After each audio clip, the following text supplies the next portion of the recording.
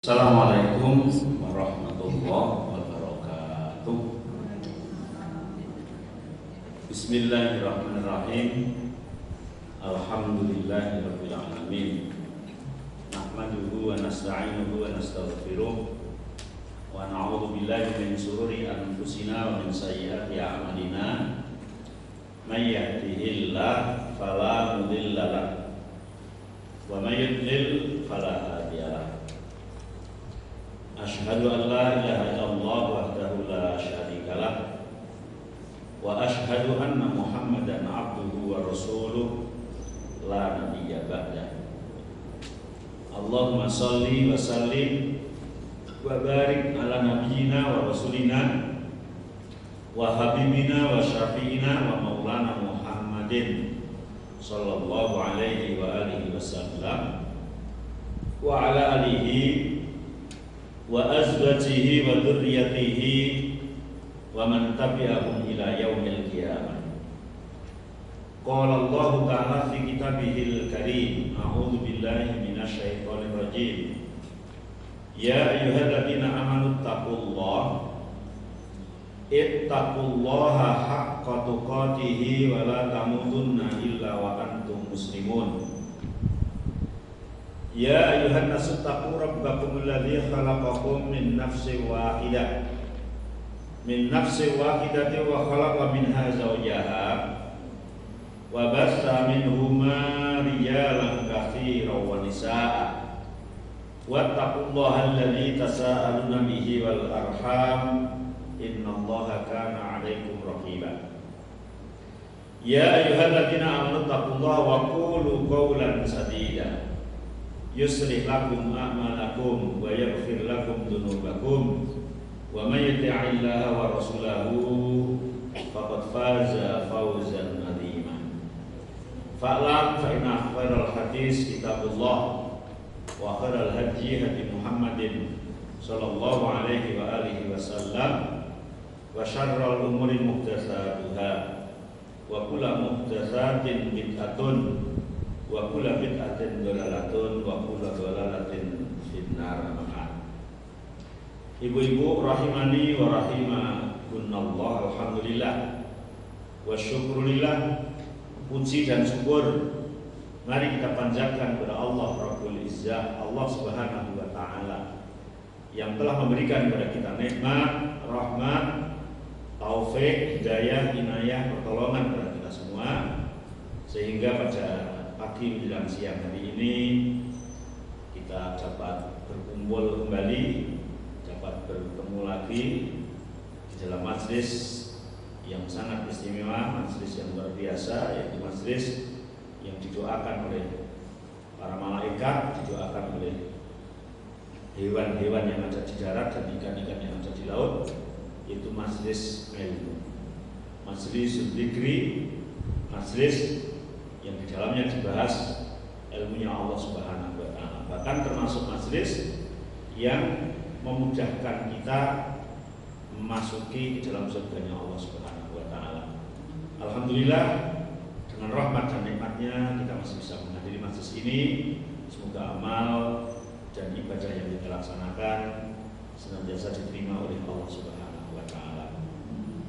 Salawat dan juga salam semoga tercurahkan kepada Nabi akhir zaman, Nabi Khatamul Anbiya wal Mursalin, Sayyidul Anbiya wal Mursalin, Nabi yang termulia, Nabi yang paling utama, Nabi yang diberi hak oleh Allah untuk memberikan syafaatul uzma pada para umatnya, yaitu Nabi Muhammad sallallahu alaihi wa alihi wasallam, dan juga kepada para sahabatnya, para keluarganya, para istri-istrinya, dan juga kepada para pengikut setianya ila yaumil qiyamah.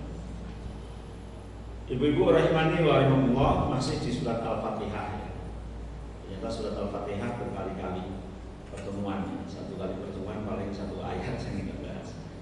Tapi nggak apa-apa, harapannya supaya kita betul-betul memahami ketika baca Fatihah dalam surat utama, kita bisa memahami maknanya, menambah kekhusyuan kita di dalam beribadah. Memang Al-Quran itu dibaca tanpa Tapi kalau tahu maknanya, ya lebih dari itu gitu ya. Bukan berarti kalau nggak tahu kita terima, tetap nggak tahu terus. Ya kita mencari tahu agar kehusuan ibadah kita menjadi bertambah. Ibu-ibu rahimani wa Allah, masuk surat Al-Fatihah ayat 5. Bahkan ayat 5 ini sebagian ulama mengatakan inti daripada surat Al-Fatihah itu, yaitu a'udzubillahi minasyaitonirrajim. Iyyaka na'budu wa iyyaka nasta'in. Iyyaka, hanya kepada Engkau ya Allah. Na'budu, aku menyembah. Wa iyyaka, dan hanya kepada Engkau ya Allah, dan hanya kepada Engkau pula ya Allah. Nasta'inu, aku meminta pertolongan. Iyyaka, hanya kepada Engkau ya Allah. Na'budu, aku menyembah. Wa iyyaka, dan hanya kepada Engkau pula ya Allah. Nasta'inu, aku minta pertolongan.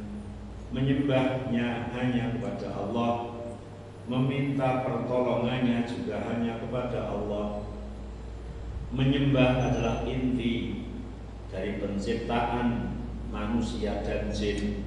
Wa ma khalaqtul jinna wal insa illa liya'budun, dan tidak kuciptakan jin dan manusia kecuali untuk beribadah kepadaku. Kemudian ibadah tidak bisa terlaksana, tidak mungkin terlaksana, tidak mampu dilakukan kecuali dengan pertolongan Allah. Maka setelah kita tujuan menyembah dan kemudian minta pertolongan kepada Allah Subhanahu wa Ta'ala, datang ke Masjid Taklim adalah ibadah, tapi tidak bisa datang ke Masjid Taklim kecuali atas pertolongan Allah. Memang dengan ikhtiar, mungkin dari pagi sudah bersih-bersih rumah atau pekerjaan rumah apa yang harus dikerjakan, karena nanti jam 9 mau berangkat kajian gitu ya, mau berangkat taklim, semuanya urusan harus selesai. Itu ikhtiar kita, tapi semuanya atas pertolongan Allah. Qadarullah, kalau nggak dapat pertolongan Allah ya ada saja ulurnya, halangannya. Soalnya sudah dipersiapkan, ternyata ada gini, ada gitu, sehingga tidak jadi datang karena belum mendapat pertolongan Allah.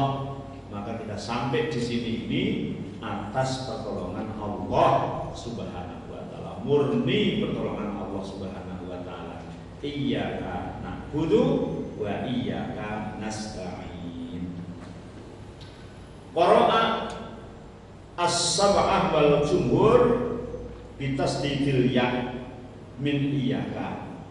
Jumhur ulama dan qiraah sab'ah membacanya dengan mentasdid ya, iyyaka.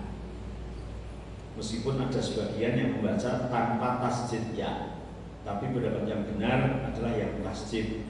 Karena ketika tidak ditasdid, iyyaka na'budu wa iyyaka nasta'in tanpa tasdid, maknanya adalah kepada matahari aku menyembah dan kepada matahari aku minta pertolongan. Parah tuh jadinya, malah jadi wong Jepang. Jadi wong Jepang yang menyembah matahari, hanya selisih tasdid. Maka kenapa kita juga diajarkan belajar tahsin. Tahsin itu membaca Al-Quran yang bagus sesuai kaidah tajwid, terutama pada surat Al-Fatihah yang wajib dibaca setiap saat, bahkan sehari minimal 17 kali kita membaca Al-Fatihah. Maka diusahakan bacanya yang fasih.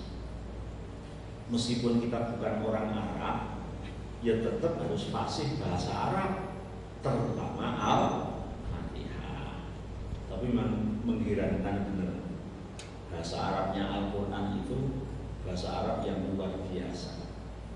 Bukan hanya ada, tapi ribuan orang, bahkan bisa jadi jutaan orang rak ngerti karpe, tapi membaca bisa menikmati. Itu hanya Al-Quran. Misalnya yang contoh ekstrim, ada nyanyian bahasa Cina atau bahasa mana gitu, terus dengan tahu maknanya kira-kira bisa menikmati tidak? Ya palingnya biye kan gitu ya, kan gitu. Tapi Al-Quran banyak, bahkan ribuan, bahkan jutaan nggak tahu maknanya, bisa hafal dan bisa menikmati. Misalnya Quran 30 juz itu dengan baca kan tidak semuanya tahu maknanya, atau hanya beberapa, tapi tetap menikmati. Bahkan ada di dalam Al-Quran itu oleh Allah yang disengaja tidak dikasih makna. Apa itu Bu? Yang oleh Allah sengaja tidak dikasih makna? Awal surat, awal surat, alif lam mim. Maknanya apa? Wallahu a'lam bimuradihi, yang tahu hanya Allah. Nabi aja nggak dikasih maknanya itu, tapi ketika baca tetap bisa menikmati. Kaf ha ya ain shad, itu ya nikmat. Maknanya piye? Wallahu a'lam. Allah yang Maha tahu.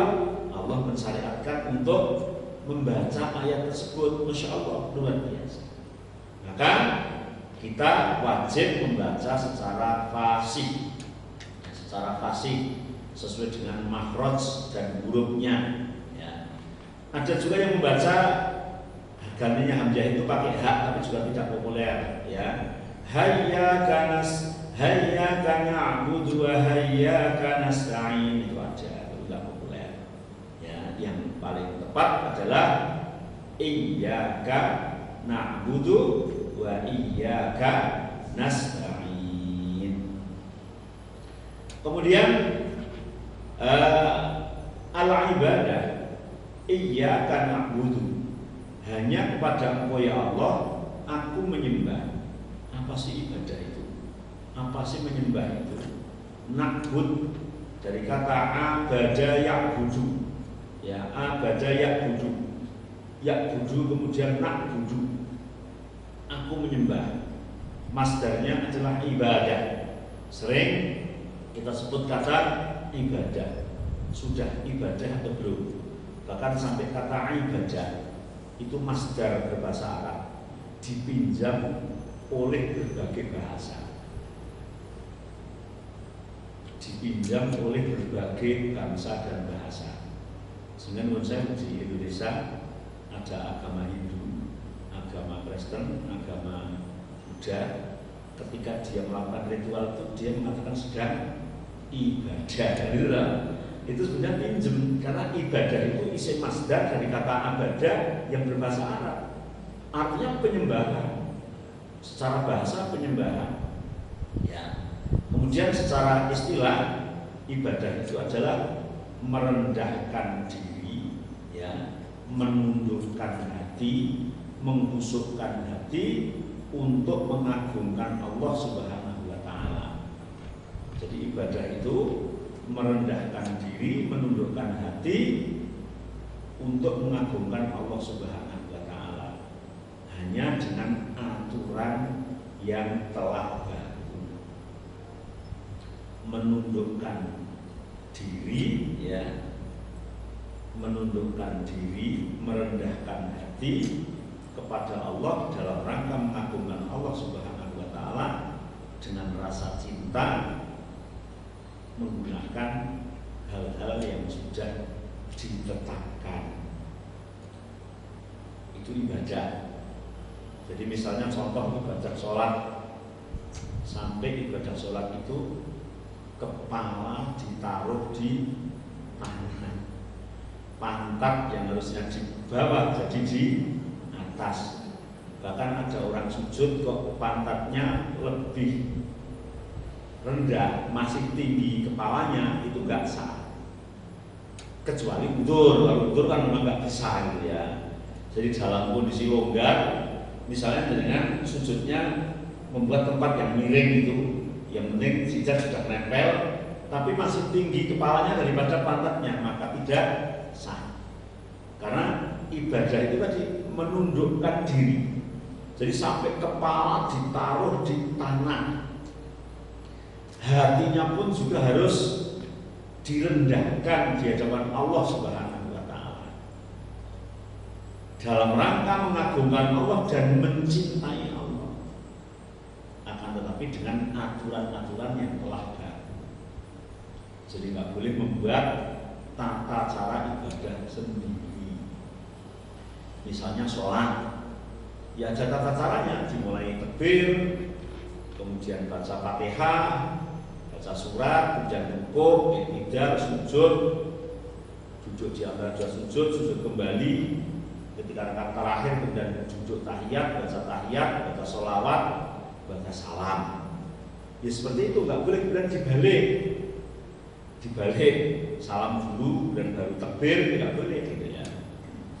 Wudu misalnya, wudu meskipun yang keluar angin adalah pantatnya, maka yang dicuci mukanya, itu aturannya seperti itu. Dan yang dicuci dulu harus mukanya, nggak boleh kakinya dulu. Mijit kaki, habis kaki terus tangan, tangan kayak rahu, ya tidak boleh. Karena dengan aturan yang sudah ditetapkan, nggak boleh menambah, nggak boleh mengurangi. Kalau menambah namanya bid'ah, kalau mengurang namanya khianat. Ya, kalau mengurang namanya khianat. Itulah ibadah. Jadi thariqu mu'abbad wa ba'iru mu'abbad.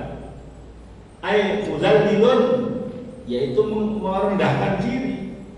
Ibaratun amma yajma'u kamal al-mahabbah wal khudu' wal khauf.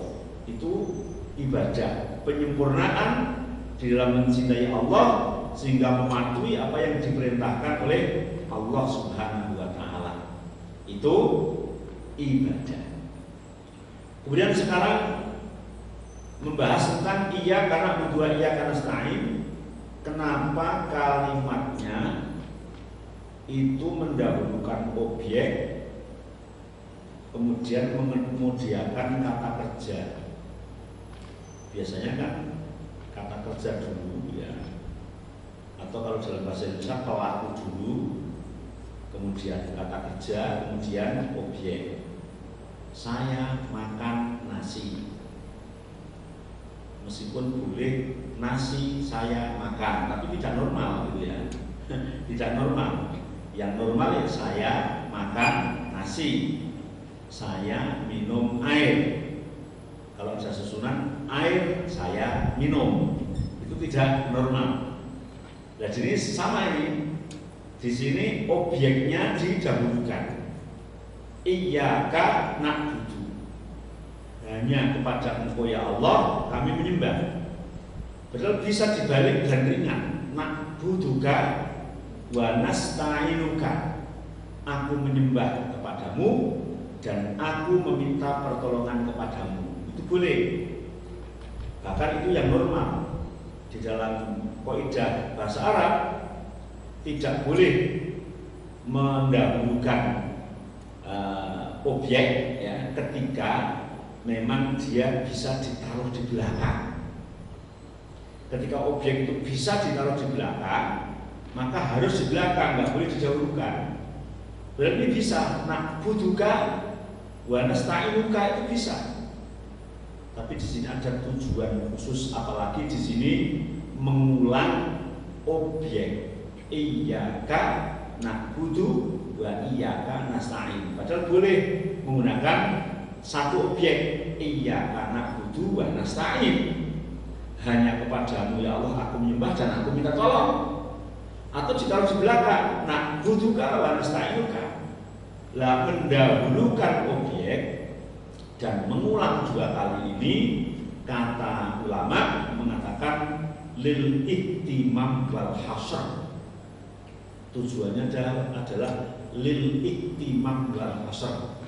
Apa itu ihtimam? Ihtimam adalah mendahulukan perkara yang sangat penting. Penting banget. Sesuai yang penting banget. Menyembah kepada Allah. Allah itu adalah tujuan paling pol, tujuan paling penting banget. Maka kemudian kata yang menyimpan lafal Allah didahulukan. Iyyaka, hanya kepadamu ya Allah. Faedah yang kedua lil hasar. Lil hasar itu adalah pembatasan. Maka tadi ketika menerjemahkan kasih pasang hanya. Karena ketika maf'ulnya ditaruh di belakang itu nggak bisa dikatakan hanya. Misalnya na'buduka wa nasta'inuka, aku menyembah kepadamu ya Allah dan aku minta pertolongan kepadamu ya Allah. Tidak menafikan juga menyembah kepada selain Allah. Aku menyembah kepadamu ya Allah dan aku juga kadang menyembah kepada selainmu. Itu bisa bermakna seperti itu ketika ditaruh di belakang. Jadi gambaran yang paling gampang misalnya ya, gambaran yang paling gampang tentang cinta misalnya. Aku mencintaimu dengan hanya kamu yang aku cintai, sama enggak? Beda kan ya. Aku mencintaimu, tapi kan mencintai yang lain juga toh. Ya iya, kan itu ya. Berarti aku mencintaimu tidak hanya kepadamu. Beda kalau hanya kamu yang aku cintai, berarti tidak ada yang lain. Lah sama, aku menyembahmu ya Allah, berarti terkadang juga menyembah yang lain. Tapi kalau hanya kepadamu ya Allah aku menyembah, sama sekali tidak ada yang lain yang ikut serta disembah. Maka ketika sudah mengucapkan iya karena berdua iya karena selain itu, tidak ada sesajian untuk selain Allah, tidak ada pengagungan pada selain Allah, tidak ada takut yang berlebihan pada selain Allah, tidak ada penghormatan yang berlebihan kepada selain Allah, kecuali misalnya kita mengagungkan, menghormati, memuliakan yang batasan-batasan yang diridhoi oleh Allah. Karena iyyaka na'budu wa iyyaka nasta'in, hanya gitu ya, hanya gitu. Maka hanya ini dijauhkan, ini faedahnya seperti itu. La na'budu illa iyyak wa la natawakkalu illa alaik. Aku tidak menyembah kecuali kepada Engkau ya Allah, dan aku tidak berserah diri, tidak minta pertolongan kecuali kepada Engkau ya Allah. Wahala huwa kamalul ta'ah, yang demikian adalah ketaatan yang sempurna. Ketaatan yang sempurna. Ternyata di iyyaka na'budu wa iyyaka nasta'in luar biasa. Wadin yarji'u kulluhu ila hadainil maknayain. Bahkan agama seluruhnya ya, ad-din kulluhu yarji'u ila hadainil maknayain. Agama seluruhnya itu hanya kembali kepada satu ayat ini. Iyyaka na'budu wa iyyaka nasta'in. Kembali ke situ. Ini tentang agama. Wa kama qala ba'du salaf al-Fatihah sirrul Quran wa sirru hadhil kalimah. Bahkan Al-Quran itu diringkas dalam satu surat, yaitu surat Al-Fatihah. Dan surat Al-Fatihah diringkas di dalam iyyaka na'budu wa iyyaka nasta'in. Sebagian mengatakan diringkas dalam Bismillahirrahmanirrahim, tapi yang tepat adalah diringkas dalam iyyaka na'budu wa iyyaka nasta'in. Karena orang diciptakan itu hanya untuk menyembah dan minta pertolongan kepada Allah Subhanahu wa taala. Iyyaka na'budu tabarra'a minasyirki. Iyyaka na'budu, hanya kepada Engkau ya Allah aku menyembah. Ini membebaskan dari sifat kesyirikan. Kalau sudah iyyaka na'budu, harusnya tidak ada syirik sedikit pun, kecil apalagi besar. Hanya kepada Engkau ya Allah.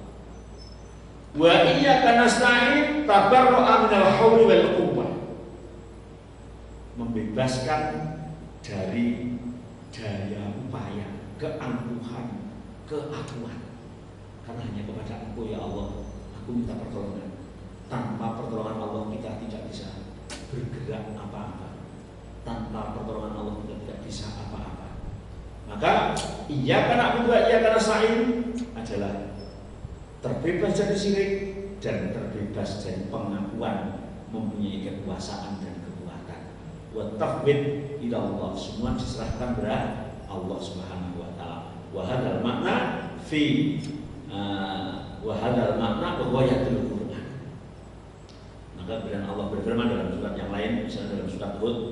Allah berfirman fa'bud wa tawakkal 'alaihi wa ma rabbuka bighafilin amma ta'malun.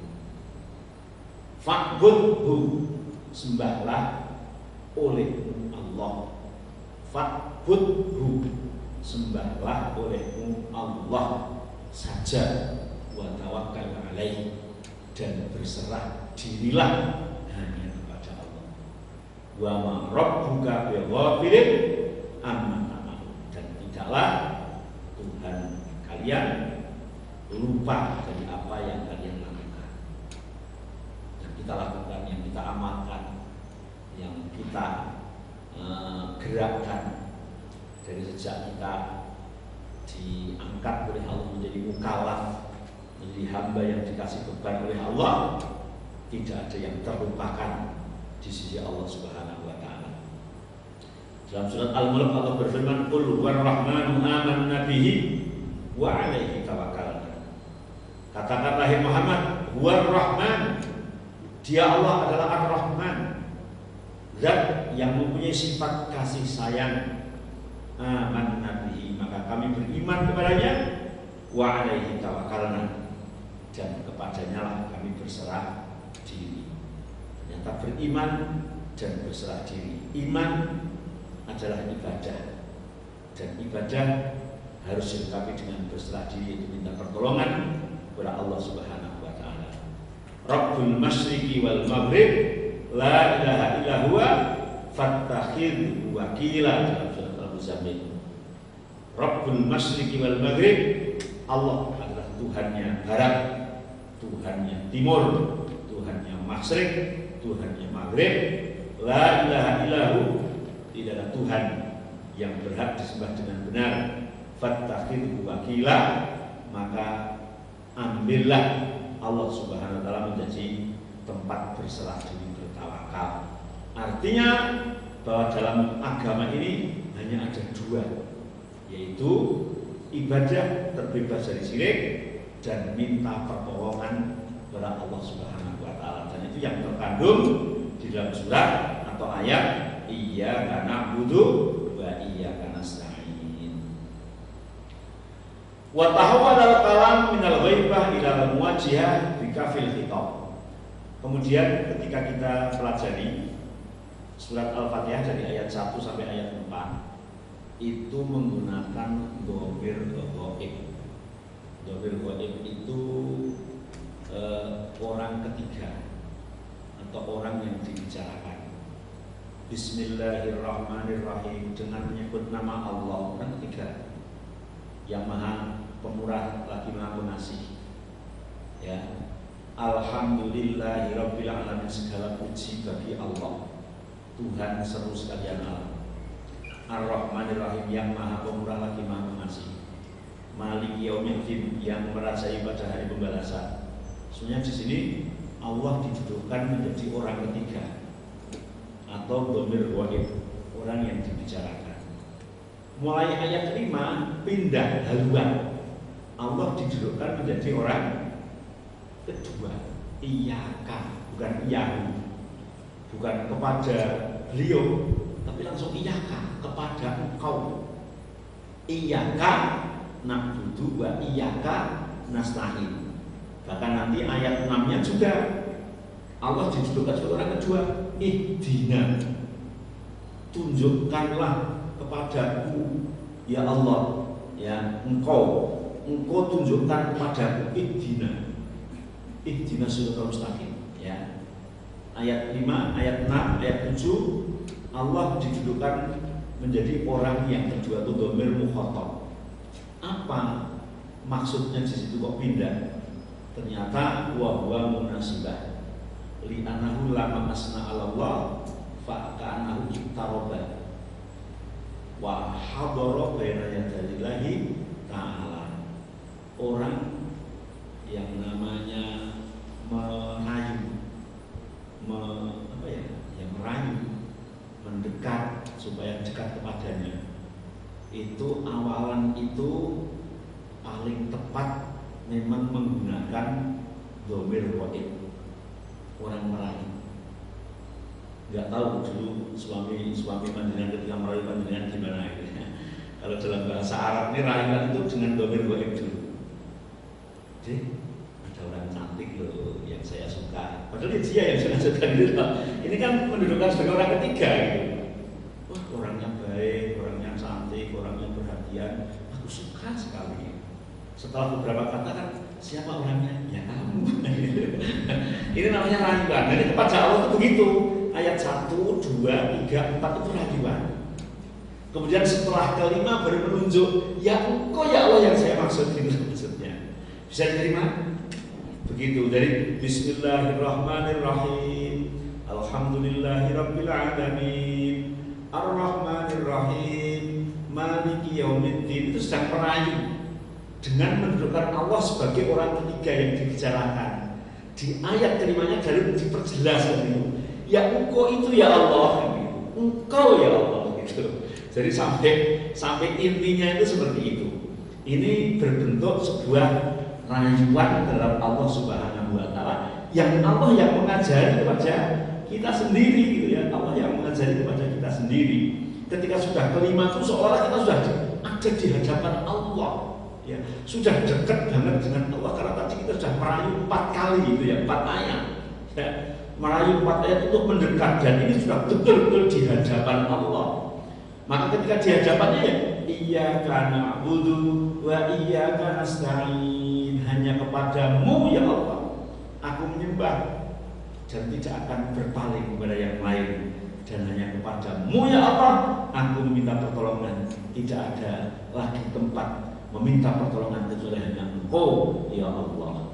Dalilun ala anna awal suar khobarun minallahi ta'ala bistanai ala nafsihil karim, ya bi jamili sifatil husna wa irsatil ibadihi ayasmu alaih bidalik wa lihadza la tasihu surat malam yaqul dzalik. Ayat 1, 2, 3 dan 4 adalah ayat puji-pujian terhadap Allah. Ayat-ayat bagaimana kita mengagungkan Allah, ayat-ayat bagaimana kita mengakui tentang keindahan nama-nama Allah yang kemudian kita dihantarkan untuk memuji, mengagungkan, memuja, memuliakan, kemudian akhirnya sampai kepada di hadapan Allah Subhanahu wa taala. Maka dalam hadis yang bersumber dari Ubadah bin Samit, hadis riwayat Muslim, Nabi mengatakan la sholat liman lam yaqra bi Fatihatil kitab. Tidak sah sholat seseorang kalau tidak membaca Al-Fatihah. Karena di dalam Al-Fatihah adalah inti dari semua peribadatan dan pengakuan kepada Allah Subhanahu wa taala. Kemudian di dalam hadis yang bersumber dari sahabat Ala bin Abdurrahman dari ayahnya dari Abi Hurairah bahwa Rasulullah SAW pernah bersabda, menyatakan hadis qudsi, menyampaikan firman Allah yang bukan Al-Quran. Yaqulullah ta'ala, Allah berfirman, kata Allah, qasamtu as-shalah baini wa baina abdi nisfain. Aku membagi sholat itu menjadi 2 bagian. Kata Allah dalam hadis qudsi, aku membagi sholat, aku bagi menjadi 2 bagian. Sebagian ulama tafsir mengatakan sholat di situ adalah Fatihah, karena satu-satunya surat yang wajib dibaca ketika sholat adalah Fatihah. Bahkan tidak disebut sholat orang yang tidak membaca Fatihah. Maka yang dimaksud adalah surat Al-Fatihah dalam sholat. Aku bagi surat Fatihah dalam sholat itu menjadi 2 bagian. Separuh untukku, separuh untuk hambaku, kata Allah. Fanisfu hali wa nisfu hali abdi. Separuhnya untukku, separuhnya untuk hamba. Wali abdi masa. Dan bagiku adalah puji-pujian, dan bagi hambaku adalah sesuai permintaan. Kemudian Allah meneruskan firman-Nya dalam hadis qudsi itu, idza qala al-abdu alhamdulillahi rabbil alamin. Ketika hambaku mengucapkan alhamdulillahi rabbil alamin, abdin. Qala, maka Allah menjawab, hamidani abdi, hambaku sedang memuji aku. Maka dengan sholat gak boleh baca Fatihah tergesa-gesa. Alhamdulillahi Rabbil Alamin. Dengarkan, yakin, karena yang menginformasikan Rasulullah, Allah sedang mengatakan hamidani abdi, hambaku sedang memuji aku. Setelah menikmati dan meresapi itu, baru kita mengucapkan lafal setelahnya atau ayat setelahnya, Ar-Rahmanir Rahim.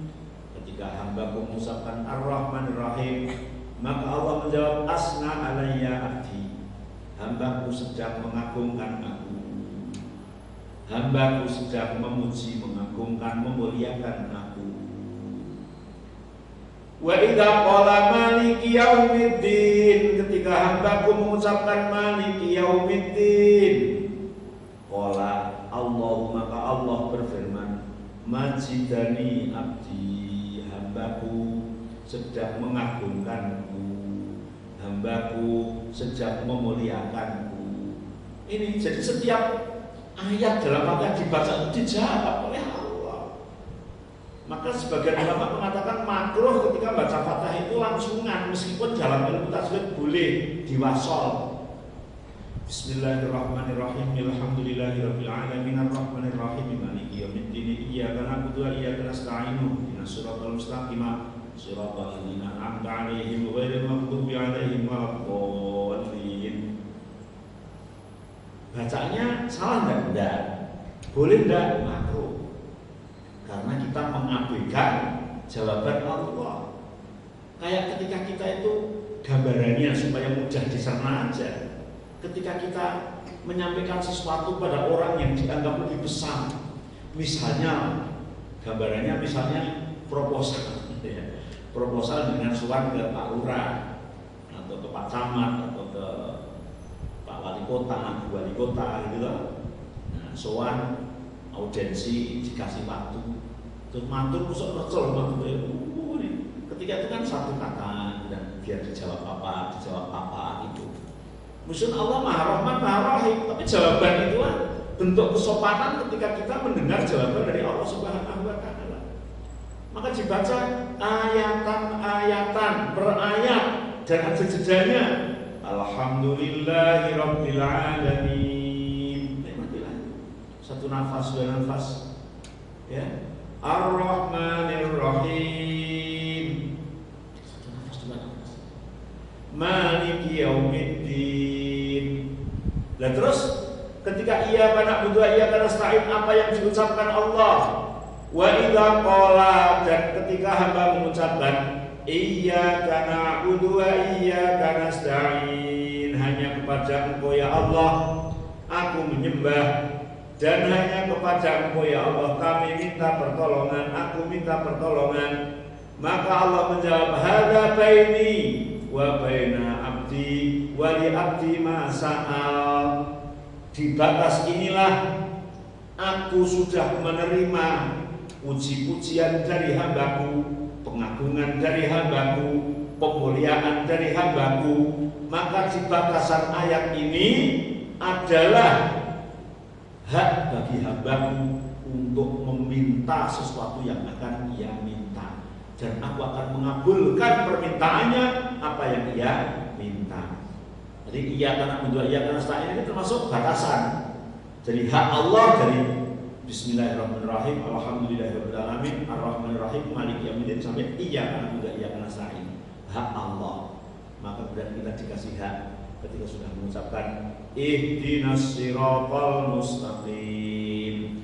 Tunjukkanlah kami ya Allah ke dalam jalan yang lurus. Siratal ladzina an'amta 'alaihim, yaitu jalannya orang-orang yang Panjenengan kasih nikmat atas mereka, ghairil maghdubi 'alaihim, dan bukan jalan orang-orang yang Panjenengan murkai, waladdallin, dan bukan pula jalan mereka yang Panjenengan sesatkan.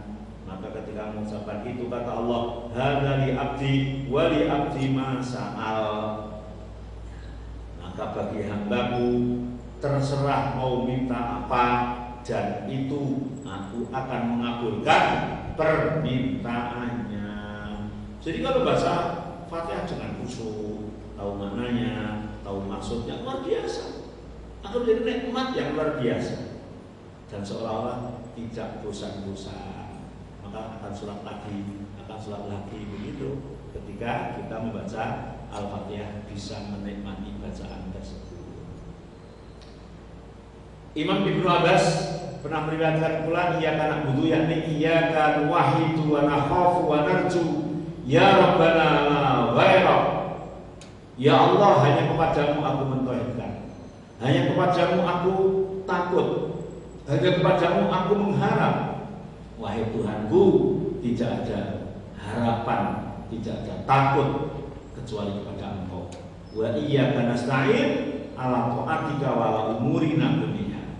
Dan hanya kepada Engkau aku minta pertolongan, baik di dalam urusan masalah ibadah ataupun urusan masalah yang lain. Tidak ada satupun yang bisa memberikan pertolongan kecuali hanya kepada Engkau. Imam Qatadah mengatakan, iyyaka na'budu wa iyyaka nasta'in ya'murukum an takhlisu lahul ibadah wa an tasta'inuhu ala amrikum. Allah memerintahkan kita bagaimana kita memurnikan ibadah hanya kepada Allah Subhanahu wa taala. Memurnikan ibadah hanya kepada Allah Subhanahu wa taala dan minta pertolongannya juga hanya kepada Allah Subhanahu wa taala. Wa inna ma qaddama iyyaka na'budu wa iyyaka nasta'in. Kalau tadi kita bahas iyyakanya dijauhkan dan na'budunya diakhirkan. Iyyakanya dijauhkan, nasta'innya diakhirkan. Tadi karena tujuannya. Terus sekarang pertanyaan, kok iyyaka na'budu itu didahulukan, iyyaka nasta'in dibelakangkan? Kok tidak iyyaka nasta'in wa iyyaka na'bud? Kok tak begitu? Kenapa? Kok tidak minta pertolongan dulu baru menyembah? Tapi kok menyembah dulu baru minta pertolongan? Seolah-olah kalau akal kita kan minta pertolongan dulu baru menyembah, kan gitu. Berarti iyyaka nasta'in wa iyyaka na'bud. Aku minta pertolongan ya Allah, kemudian aku menyembah. Tapi buktinya teksnya aku menyembah dan baru minta pertolongan. Kok begitu ya? Kenapa gitu ya? Kok didahulukan itu? Li anal ibadah lahu diyal maksud wal isti'anah wasilah ilaiha. Karena tujuannya adalah ibadah. Tujuannya adalah ibadah dan pertolongan itu adalah perantara. Pertolongan itu adalah sarana, prasarana. Wal iktimam wal hazm wa ayatim ma wal aham fal aham. Maka tujuan didahulukan, kemudian baru meminta pertolongan sebagai sarana. Maka iyyaka na'budu wa iyyaka nasta'in, bukan iyyaka nasta'inu wa iyyaka na'bud. Maka dibolak-balik, dibalik-balik tidak boleh, harus sesuai aturan yang ada. Kemudian ada pertanyaan lagi, kenapa menggunakan dhamir mutakalim ma'al ghair, menggunakan dhamir na, tidak menggunakan dhamir a, padahal kadang-kadang kita sholat itu sendiri. Kok tidak menggunakan iyyaka a'budu wa iyyaka asta'in? Kok enggak begitu? Padahal kalau na itu maknanya kami, kalau a maknanya saya. Iyyaka a'budu, hanya kepada Engkau ya Allah aku menyembah. Wa iyyaka asta'in, dan hanya kepada Engkau ya Allah aku minta pertolongan. Tapi kok pakai na yang bermakna kami atau kita? Iyyaka na'budu, hanya kepada Engkau ya Allah kami menyembah. Wa iyyaka nasta'in, dan hanya kepada Engkau ya Allah kami meminta pertolongan. Kok fa'in kanat lil jam'i fada'i wahid, ya. Fa'in kanat lil jam'i fada'i wahid, fa'in kanat lil ta'lim fala tunasib hadal maqam. Kalau dimaksud untuk diri sendiri ya enggak tepat. Wong ketika kita sholat sendirian, Mungkin kalau kita jadi imam, iya karena butuh, iya karena saya mewakili makmum. Atau untuk mengagungkan diri yang nggak pantas. Wong kita tuh hamba tidak agung. Beda kalau Allah. Misalnya Allah berfirman, Inna anzalnahu fi lailatul qadar. Allah tidak menggunakan kata inni anzaltu, tapi inna anzalna. Bukan bermakna kami, tapi bermakna mengagungkan diri. Namanya mu'dhimul nafsi. Allah sering menggunakan kata na. Inna nahnu nazzalna dzikra, padahal yang dimaksud Allah sendiri. Tapi yang dimaksud mengagungkan. Nah kalau kita mengagungkan ya nggak tepat, gitu ya. Maksud mengagungkan diri, gitu ya. Maka bi'anal murad min dzalikal ihbar an jinsil ibadah wal musalli fardun minhum wala siyaman in kana fi jama'atin au imamihim fa akhbaru an nafsihi wa an ikhwanihi al-mu'minin bil ibadah alladzi khalaqu li ajliha. Yang dimaksud adalah bahwa dalam ibadah itu diri itu mewakili macam-macam. Mewakili nafsunya, mewakili kehendaknya, mewakili kami itu kami dalam badan sekujur yang di situ ya ada isi akal, ada isi nafsu, ada isi apa diwakili menjadi kami. Yang lebih besar, setiap kita itu ada yang mengikuti koren-koren para ada kita itu juga dikitari oleh jin, oleh malaikat gitu ya. Ada setannya. Lebih ketika yang melaksanakan sholat itu adalah imam, maka juga mewakili terhadap makmum-makmumnya yang ada di belakangnya. Maka menggunakan iya karena butuh, iya karena nasta'in menjadi lebih merendah, lebih sopan terhadap Allah daripada hanya egois mementingkan diri sendiri menggunakan kata iya karena butuh, iya karena nasta'in. Kami ya, kami itu pada diri kita ini ada banyak hal ya yang terwakili. Maka menggunakan kata nak butuh nasta'in, bukan nak butuh dan nasta'in. Wa minhum man qala yajuzu an takuna li ta'dhim ka'anna al-'abda qila lahu idza kuntu fil ibadah fa anta syarifun ya fa anta syarifun wa jahikun aridun. Ada yang mengatakan ketika kita ibadah itu menjadi mulia, maka boleh menggunakan kata iya karena butuh, iya karena nasta'in dalam rangka bersyukur kepada Allah karena kita menjadi seorang yang mulia di sisi Allah Subhanahu wa taala. Tapi yang jelas bahwa kita beribadah itu adalah mewakili dari diri kita yang bermacam-macam, yang bermacam-macam. Nah, sehingga ketika kita sholat dan tidak sholat, akhirnya membaca Al-Quran ya sesuai yang ada dalam ayat tersebut ya. Nah, sesuai dengan ayat tersebut yang disampaikan oleh Rasulullah SAW. Wa qad samallahu rasulahu bi abdihi fi asrafi maqamati. Apalagi kedudukan hamba penyembahan adalah termasuk kedudukan yang tinggi di sisi Allah Subhanahu wa taala. Maka ketika menghambakan diri itu na'bud nasta'in menggunakan kata na itu ya kita sedang diangkat derajatnya oleh Allah. Karena kata abd itu justru derajat tertinggi di sisi Allah Subhanahu wa taala. Bahkan dalam beberapa ayat Allah Subhanahu wa taala menyebut Nabi Muhammad itu dengan kata abd, dengan kata hamba, dengan kata abdun. Misalnya dalam surat Al-Kahfi yang dimaksud Nabi Muhammad menggunakan kata abd. Alhamdulillahilladzi anzala ala abdihil kitab. Allah yang menurunkan kitab kepada hambanya yang dimaksud Nabi Muhammad disebut abdun. Padahal kalau diartikan secara kasar itu abdun itu artinya budak. Ya memang budaknya Allah ya, budaknya Allah. Dalam surat Al-Jin misalnya, wa annahu lamma qama Abdullah yad'u, ketika hamba Allah berdiri menyembah, hamba Allah yang dimaksud adalah Nabi Muhammad. Dalam surat Al-Isra, subhanalladzi asra bi 'abdihi lailan, ketika Allah menjalankan hambanya pada waktu malam, yang dimaksud hambanya adalah Nabi Muhammad sallallahu alaihi wasallam.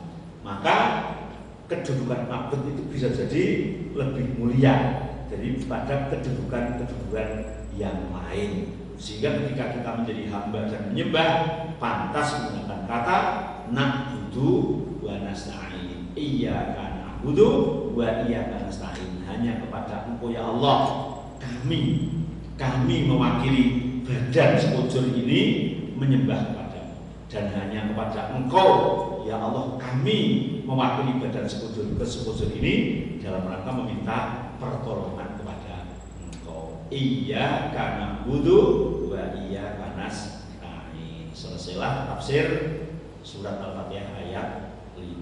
Yang akan datang masuk ke ayat 6 insyaallah. Persilakan kalau ada yang mau ditanyakan.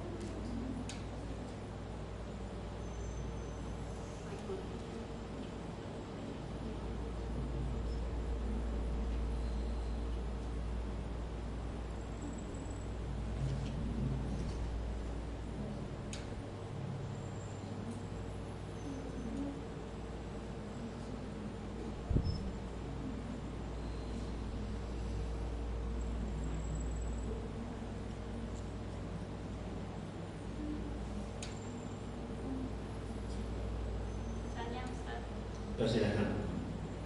Ada sebagian juga saya pernah melihat postingan itu pada saat karena stain kita berhenti, kita mohonkan hajat kita, boleh nggak begitu? Ya, jadi ketika kita membaca Al-Fatihah, bahkan membaca surat-surat yang lain, sering Rasul itu ketika membaca di dalamnya ada ayat azab, Nabi berlindung. Misalnya pas membicarakan tentang neraka, inna jahannama kanat mirsada, sesungguhnya jahanam itu telah dinyalakan, maka Nabi berlindung.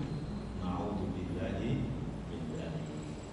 Kemudian ketika melewati ayat-ayat yang menyenangkan, misalnya ayat surga, innalil muttaqina mafaza hada'iqa wa a'naba, Allahumma inna nas'aluka min dzalik. Aku meminta dari hal yang demikian itu. Maka ketika kita merujuk kepada hal yang seperti itu, maka kita boleh, apalagi kembali kepada hadis qudsi tadi, bahwa setiap ayat-ayat itu Allah menjawab. Maka minimal kita memperhatikan jawaban Allah, kemudian meminta celumik-celumik dalam mulut kita kepada sesuatu yang kita minta. Karena setelah ia kena stain, Allah mengatakan bagi hambaku apa yang akan ia minta akan aku kabulkan. Maka insya Allah Dalam hatinya.